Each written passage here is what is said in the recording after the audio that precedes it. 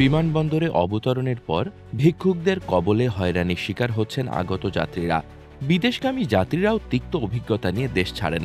ভিক্ষুকদের বাংলাদেশি টাকা দিলে তারা নিতে চান না, দিতে হয় ডলার বা বিদেশি টাকা। ডলার বা টাকা না দিলে নেতিবাচক মন্তব্য শোনা যায় তাদের মুখে।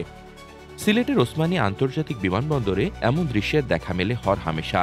সরেজমিনে বুধ ও বৃহস্পতিবার দেখা যায় বিমানবন্দরে ভিক্ষুকদের দৌরাত্ম্য চরমে। দুপুর 12:30 থেকে 1:45 পর্যন্ত 4টি আন্তর্জাতিক ফ্লাইট থাকায় এই সময়টায় ভিক্ষুকরা আগত প্রবাসীদের লাগেজ ধরে টানা হেঁচড়া করছে। এ সময় টাকা, ডলার বা পাউন্ড দিতে অনেকটা বাধ্য হন কয়েকজন প্রবাসীরা বলছেন, নিজের দেশে পা দিয়েই এমন অনাকাঙ্ক্ষিত পরিস্থিতির শিকার হতে হচ্ছে। এই দেশে কি কোনো আইন নেই? যদি থাকে তবে কেন আইনের প্রয়োগ হচ্ছে না? ভিক্ষুকরা বিমানবন্দরে ভিক্ষাবৃত্তির জন্য আন্তর্জাতিক ফ্লাইটকে টার্গেট করেন। আন্তর্জাতিক ফ্লাইটের সঙ্গে ভিক্ষাবৃত্তির কি সম্পর্ক?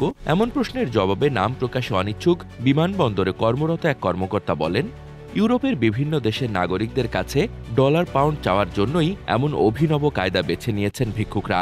ফলে আন্তর্জাতিক ফ্লাইটের সূচি অনুযায়ী তাদের আনাগোনা বাড়ে। এদিকে ঢাকা সিলেট অভ্যন্তরীণ ফ্লাইট এসে নামতেই কয়েকজন ভিক্ষুককে ভিক্ষা করতে দেখা গেছে বিমানবন্দরে। শিশু সন্তানকে কোলে নিয়ে ভিক্ষা করছেন এক নারী ভিক্ষুক। তিনি বলেন, আমি পেটের জ্বালায় ভিক্ষা করি, 10 টাকা দিলেও নেই, 5 টাকা দিলেও নেই। তবে ডলার পাউন্ড চাওয়ার বিষয়টা অস্বীকার করে তিনি বলেন, আমি এরকম করি না।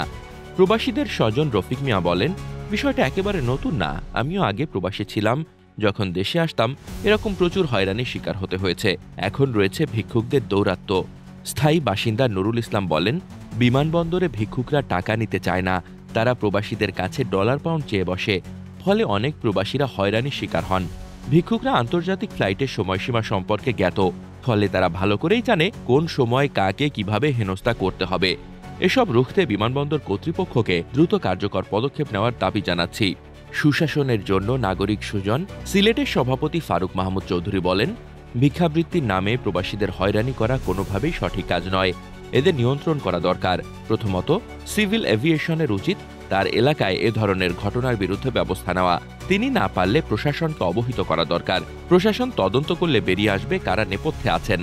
সিলেট বিমানবন্দর থানার ওসি সৈয়দ আনিসুর রহমান বলেন, প্রবাসীরা তাদের আত্মীয় স্বজনদের সঙ্গে দেখা করার জন্য দেশে আসেন। এ সময় বিমানবন্দরে যদি হয়রানির শিকার হন, সেটা অবশ্যই দুঃখজনক। আমরা আমাদের দিক থেকে সর্বোচ্চ চেষ্টা করব যেন কোনো প্রবাসী হয়রানির শিকার না হন। ভিক্ষুক হোক বা আর যেই হোক, আমরা এ ব্যাপারে শতভাগ সতর্ক থাকব।